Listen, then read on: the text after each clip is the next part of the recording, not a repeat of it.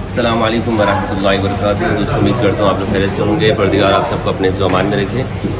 آج کربلا معلیٰ کے اندر یہاں حرم امام عباس علیہ السلام کے قریب میں میری ملاقات جناب مکتب اہل تشیع کے جلیل القدر عالم دین علامہ سید عقیل الغروی صاحب حفظہ اللہ، ان سے میری ملاقات بھی نہایت ہی شرف کا باعث ہے میرے لیے، اور میں متشکر ہوں کہ انہوں نے اپنا وقت عنایت کیا. میں ان کے قیمتی وقت کے اندر حائل نہیں ہونا چاہتا ہوں. میں ایک سوال میرے ذہن میں ہے. میں چاہتا ہوں کہ چونکہ میرا موضوع بھی حدیث ثقلین ہے، تو اس حوالے سے میں چاہوں گا کہ اس کی اہمیت کے اوپر حضرت سے یہ سوال کروں کہ قرآن و اہل بیت کی تعلیمات کو عام کرنا رسول اللہ کی وصیت ہے، اس میں ہم کیا کردار ادا کر سکتے ہیں، اور اس روایت کی کیا اہمیت ہے. چونکہ یہ رسول کی وصیت ہے، ہماری امت مسلمہ کے مسائل کا بھی خاتمہ ہو اور امت مسلمہ کا اتحاد بھی ہو اور ہم آپس میں قریب بھی ہوں. حضرت بہت مشکور ہوں. اس حوالے سے آپ کچھ.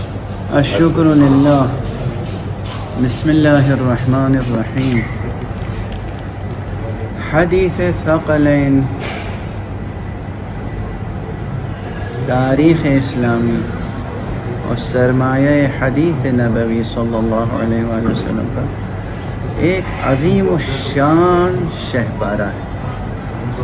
حدیث ثقلین ایک در شاہوار ہے تمام احادیث کے مجموعے میں. ایک تو حدیث ولایت ہے من فہذا علی مولا، جو تواتر میں، تواتر لفظی کے اعتبار سے قرآن مجید کے بعد دہن معصوم سے، دہن پیغمبر سے جو سب سے بڑھ کر تواتر جس جملے کا ثابت ہے وہ حدیث ولایت ہے. یعنی اس میں کسی شک کی گنجائش کوئی شک نہیں اس میں. اور اسی طرح وثاقت و صحت میں، یعنی قطعی الصدور ہونے کے لحاظ سے حدیث ثقلین ایک در شاہوار، ایک گوہر شاہوار ہے.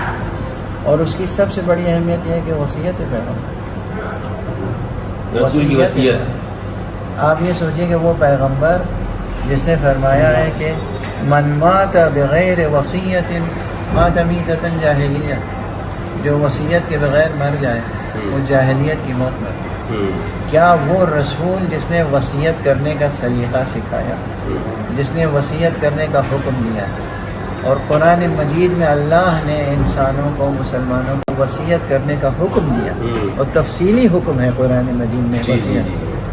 کیا وہ رسول بغیر وصیت کے دنیا سے جا سکتا تھا؟ ممکن نہیں تھا کہ رسول وصیت کے بغیر جاتا.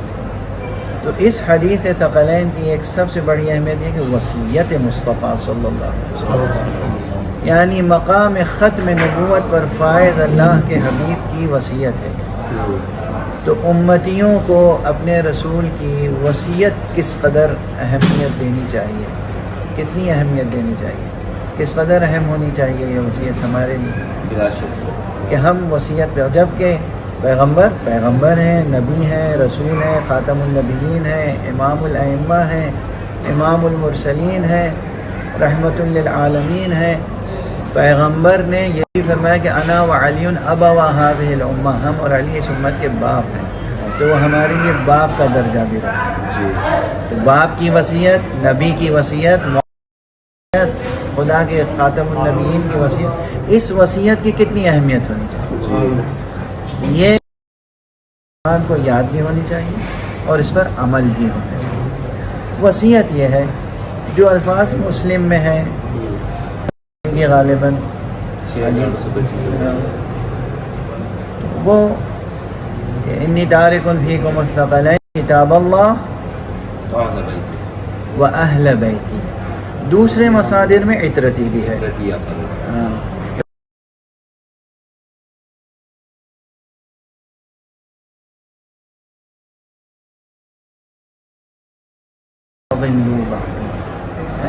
وَلَن يَفْتَرِقَا حَتَّى يَرِدَ عَلَيَّ الْحَوْض. یہ مختلف مصادر میں یہ سب فقرے ہیں.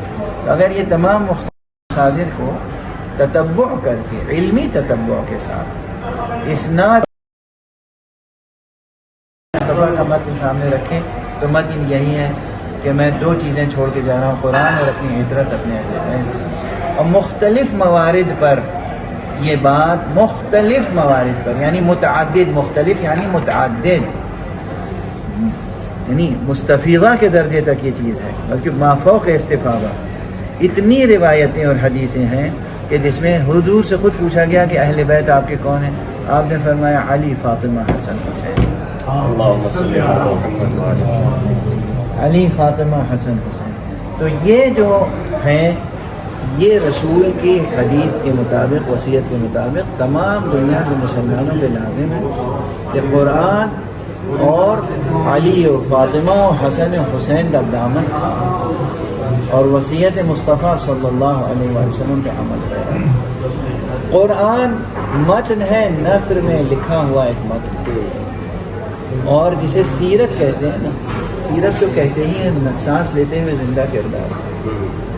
سیرت مصطفیٰ تو علی ہیں، سیرت مصطفیٰ تو فاطمہ زہرا ہیں، سیرت مصطفیٰ کا پیکر تو حسن مجتبیٰ ہے، سیرت مصطفیٰ صلی اللہ علیہ وآلہ وسلم کا پیکر تو حسین ہے.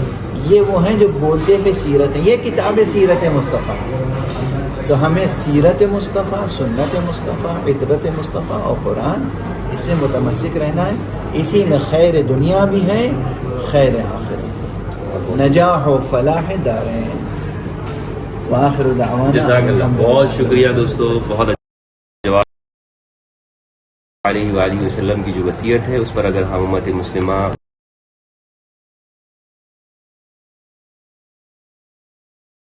جو افتراق اور انتشار اور تفرق